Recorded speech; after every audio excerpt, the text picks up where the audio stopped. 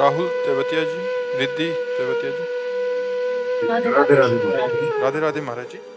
महाराज जी, खुद को और अपने बच्चों को भगवत मार्ग में प्रारंभ और कैसे चलें महाराज जी? 5 बातें स्वीकार करो।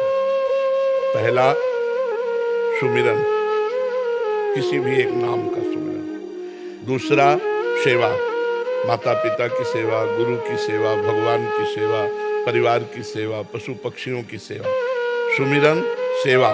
तीसरा, स्वाध्याय, गीता जी, भागवत जी या और महापुरुषों के वचनों का रोज नियम पूर्वक स्वाध्याय करना।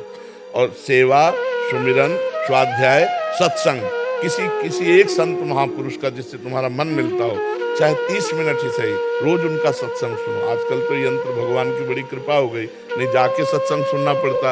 अब तो आप अमेरिका से भी सत्संग सुन सकते हैं, मोबाइल में ऐसा सिस्टम है, कहीं से भी सुन सकते हैं सत्संग। और फिर समाधि। समाधि का मतलब है 1 घंटा कम से कम ऐसा समय देना चाहिए जिसमें हम कुछ न करें, शांत बैठ जाएं, एकमात्र केवल चिंतन नाम का रख ले। बार बार जहां मन जाए हटा करके नाम को लिखा हुआ ध्यान पूर्वक, क्योंकि अभी अव्यक्त में चित्त जोड़ पाने की सामर्थ्य नहीं है स्वरूप में, और परमात्मा के रूप का भी प्रकाश नहीं है। तो नाम, जैसे राधा, अब हम राधा आंख खोल कर देखें, आंख मूंद के देखें, शांत, बस बार बार मन को हटा के राधा में। अगर हम 10 मिनट से शुरू करें तो हमें शांति प्राप्त होने लगेगी। जब हम स्वाध्याय करें तो अपने बच्चे को बैठा लें, परिवार के जितने आपके अनुकूल हों वो बैठ करके सुने। जैसे भागवत सुना रहे हो, श्लोक अर्थ सहित, गीता जी सुना रहे हो अर्थ सहित, सुमिरन करने का उनको 5 मिनट का। छोटे छोटे बच्चों को हम नाश्ता बना रहे तो 5 मिनट ताली बजा के राधा राधा बोलो। अब वो राधा राधा बोलेंगे क्योंकि आप संस्कार डाल रहे हो। माता पिता के चरण छूना, माता पिता से सभ्यता से बात करना, उनको अभी संस्कार डालो। जब गीता और भागवत सुनाओगे, समझ में चाहे भले ना आवे, लेकिन उनके ऊपर प्रभाव पड़ने लगेगा। ये सत्यवाक्य है, सत्यवाक्य अपना प्रभाव दिखा करके ही रहते हैं। और जब आप सुमिरन करोगे तो आप जब संकल्प करोगे कि मेरे बच्चे भागवतिक बने, अच्छे बने, तो उसका प्रभाव पड़ेगा। तो सुमिरन, सेवा, सत्संग, स्वाध्याय, समाधि, सकार, 5 सकार।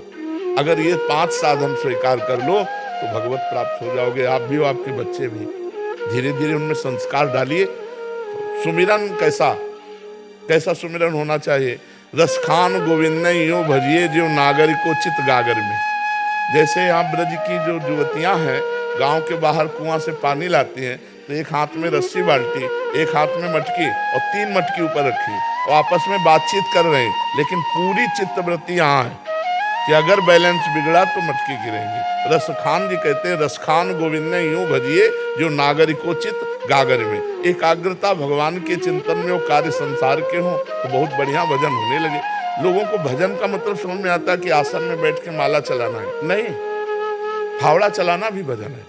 राम या राधा, कृष्ण, और हर फावड़े में हम बोल रहे हैं, जैसे माला में बाबा जी बोल रहे हैं, ऐसे हम फावड़े में बोल रहे हैं, बढ़िया भजन है।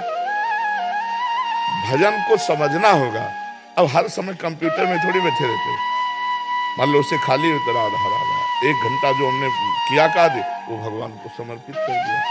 तो सेवा, सुमिरन, स्वाध्याय, सत्संग और समाधि, ये 5 किसी को भी भगवत प्राप्ति करा सकते हैं। बस क्रम बाई क्रम इन्हीं का अभ्यास करता रहे। सुमिरन तो 24 घंटे का, सेवा जितना बन सके, माता पिता, परिवार, पशु पक्षी, भारत के जितनी सेवा बन जाए। मान लो आप कोई ना कोई नौकरी तो कर ही रहे होंगे। जी कह रहे हैं कि ये भारतीय क्रिकेट खेलते हैं। हाँ, तो ये भी तो सेवा है ना।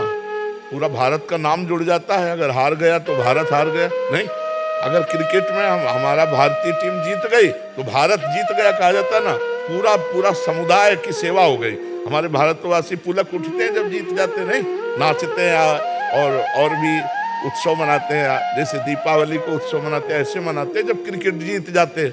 तो मतलब आप हमारे देश के जुड़े हुए हैं, पूरा खेल हमारे देश से जुड़ा हुआ है। तो आप अपने अभ्यास में रहिए, नाम जप कीजिए, संयम से रहिए, जिससे भारत विजय को प्राप्त